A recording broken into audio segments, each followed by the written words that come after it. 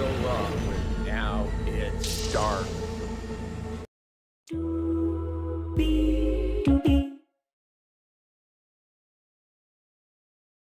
Hey everybody, welcome to Now It's Dark. I'm Jim. Just watched a movie on Tubi. Guys at Parties Like It, 2024 film, 1 hour and 19 minutes. It's tagged as a drama, horror, thriller, and it is as part of a brutal hazing ritual. A young frat pledge leads a wasted girl upstairs to swipe his V card only to discover getting lucky isn't so easy. This was written and directed by Colton David Cote, and also sharing directorial credits is Micah Cote. I'm guessing brothers or brother sisters or whatever. Um, Mary is our lead character. She's the, how did they phrase it? The wasted girl who gets led upstairs. Monica Garcia Bradley plays Mary. And Brad is played by Anthony Notarile, and he is the frat pledge that leads the wasted Mary upstairs. We have a variety of other characters as well, collateral damage, so to speak, on all sides of the spectrum. We have frat people, and then we have party goers, like the girl frat sorority comes over to this pledge night. Um, this movie has a lot of stuff going on, and it's going to be difficult for me to remain positive. First off, trigger warning for um, rape attempt, and that comes pretty far into the movie, but still um, just kind of a plot device that they use to kind of like kick up the action violence, so to speak. I don't necessarily know why this is tagged horror. It's definitely kind of drama thriller. Uh, I, there's not an horror element where you're kind of like waiting for a reveal of some killer or something of that nature, because it's not really that type of film.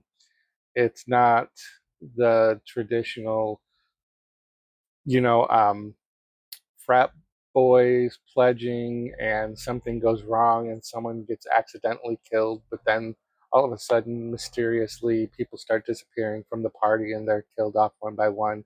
Doesn't really unfold in that manner. I've yeah, I don't want to be too spoilery, but it doesn't take that angle with it. The beginning of the movie kind of opens up with a sex scene right off the rip, and I was like, "Oh, very cool."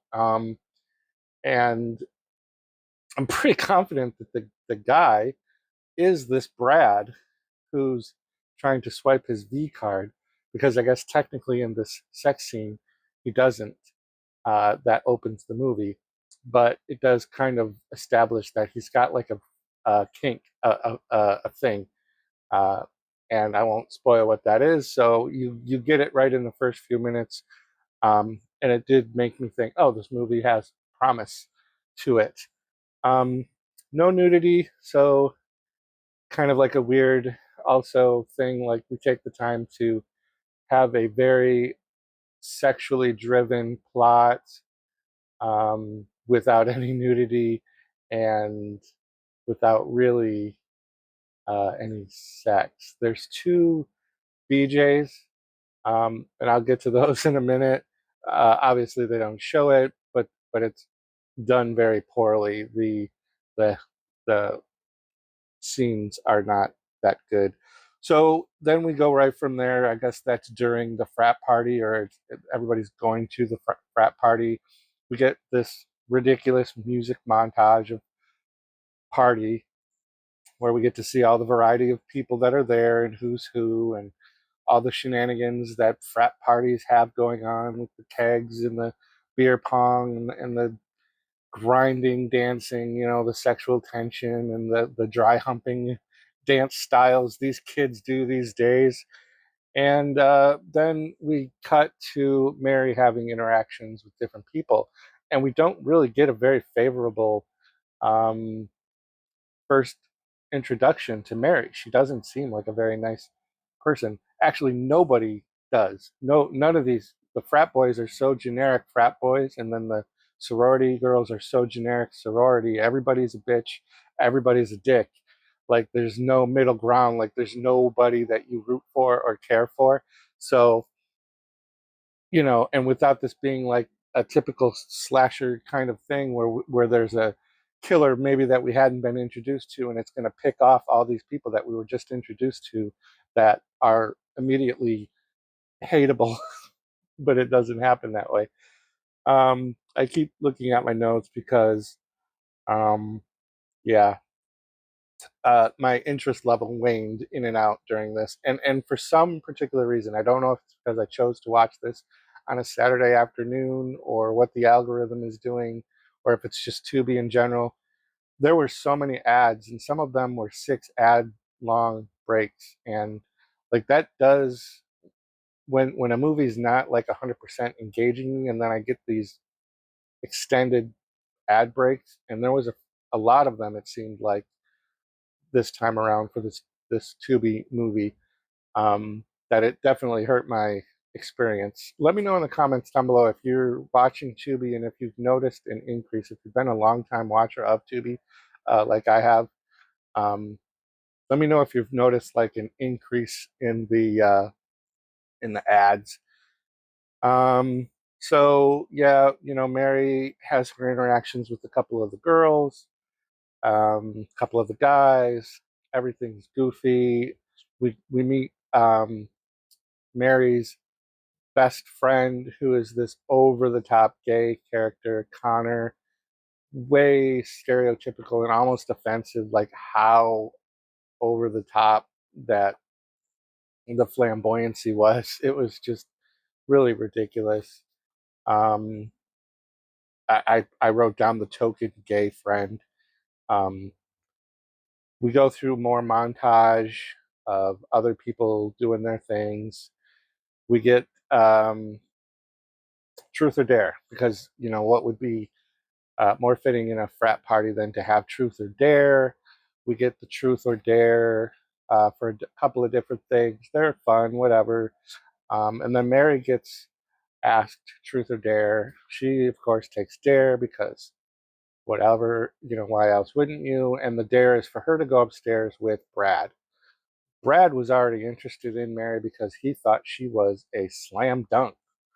And I don't really understand that concept of sports and sex analogies, but whatever. Brad thought it was a sure thing. Um, and so now Mary was dared to go with Brad upstairs. And so she does. Things, kind of go a little awkward. So Mary's like not necessarily so into it. And then this is where that trigger warning kind of comes into play. We have uh, Brad decide, well, let me get us some drinks. We don't have to do anything. It's cool. Maybe if you could just kind of like hint at that we did something, then I can pass my pledge, because part of the initiation, the hazing, is that the male pledges have to pop their cherry, if whatever the phrase is, swipe their V card.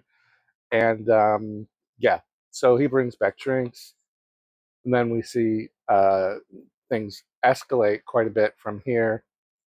And then it turns into like cringy, like I don't want to use the R word just because I know that that's a red flag for the YouTube algorithm, but it turns into like an uncomfortable scene. Like I like horror movies and things, but I don't consider this, necessarily horror. It's one of those unnecessary, gratuitous, cringy things that movies do sometimes. And this one does do that. And then it just amps up. Brad goes cuckoo. Mary's on defense mode. She calls the cops while she's locked in the bathroom. And this other character, who's Brad's kind of like friend, Tony, he's already one of the frat boys, brother. he kind of gets involved, and they try to, talk Mary out of complaining, and they're going to take care of it, and they're going to switch the stories up for what her issues are. And then we get a couple of incidental kills, accidental, incidental, and then it's just like an awkward bloodbath. We're supposed to feel for Mary, and she like becomes like the de facto final girl, and almost like revenge horror, but it just doesn't translate very well because we didn't like her to begin with. She wasn't given like the story. Typically, like these types of stories will establish like this shy girl who's, meek and quiet, and then somebody slips her a roofie and or whatever, and she gets taken advantage of and then accidentally killed and then comes back, or they thought she was dead but she really wasn't.